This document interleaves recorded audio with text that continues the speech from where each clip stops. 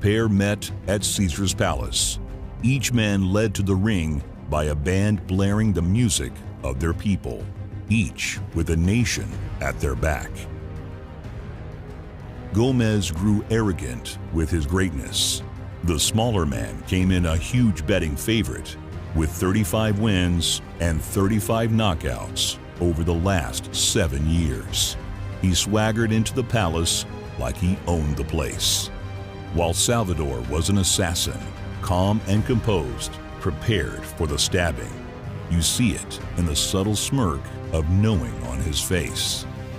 He'll be taking on Wilfredo Gomez. Here we go. Round one.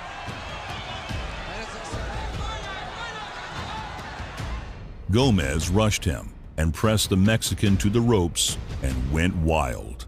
Salvador saw exactly when and where to land, picked the perfect moment, and made his move.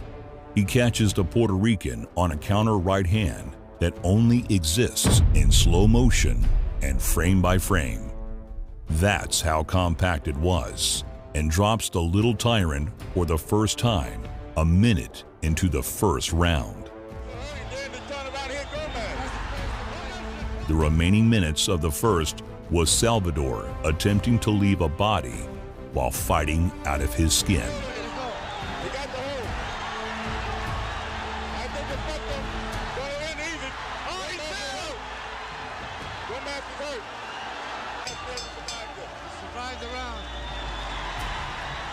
Gomez gathered himself between rounds, realized a round too late he was in a fight for his life. Gomez got to work, but the damage was done. Gomez is trying to put all the power into the punches now, but he's making a mistake by trading punches with Sanchez. You can see it in his eyes. Right here. He let Gomez get off again.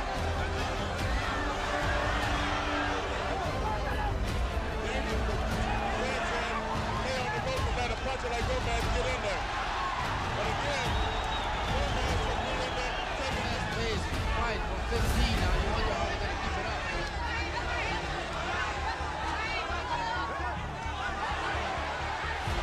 For 15 rounds, I think they keep it tight. To try to come up with combinations. But again, Sanchez good fighter inside his punch and then his power.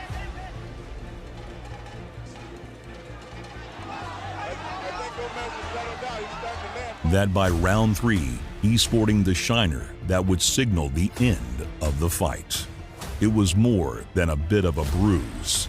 Wilfredo was fighting with a fractured eye. Pace has slowed down just a bit this round. Good punch by Sanchez. Gomez is more than Joe Frazier type coming in, throwing punches. Salvador sat back, weathered the storm, and fired back straight through the hail. When Sanchez really again, Sanchez into it.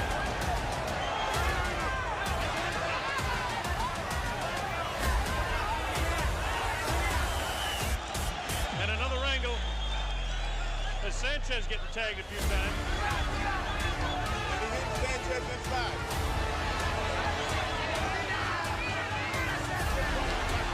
No matter what happens. That's right.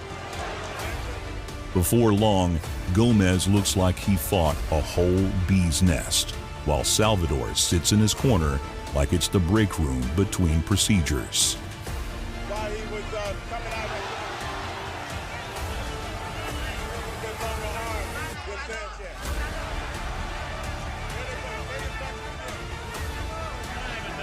Taking a little bit of that wind out of Gomez. That's the first time.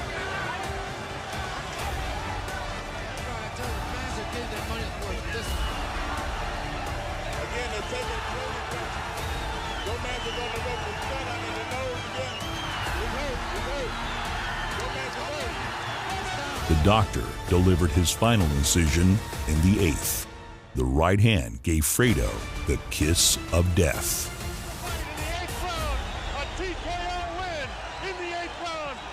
The hot-blooded rivalry raged on for decades.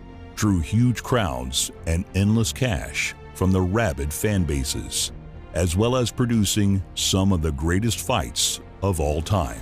But when tragedy truly strikes, the factionalism is left aside. Salvador Sanchez would have just 3 more fights before he crashed his Porsche 928 while speeding through the back roads of his homeland. The 23-year-old genius was gone. His humble hometown, a mile and a half up in the mountains of Mexico, held a festival every year to commemorate their dearly departed champion. Wilfredo Gomez would attend that festival 38 times since Salvador passed.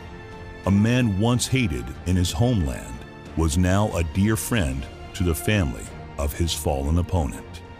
Wilfredo was humbled by Salvador in the ring, and the people of Mexico were humbled by Gomez's graceful response to his passing, even if it was grudging sometimes, because Wilfredo would knock out 2 more Mexicans to win championships. But that is another story for another day.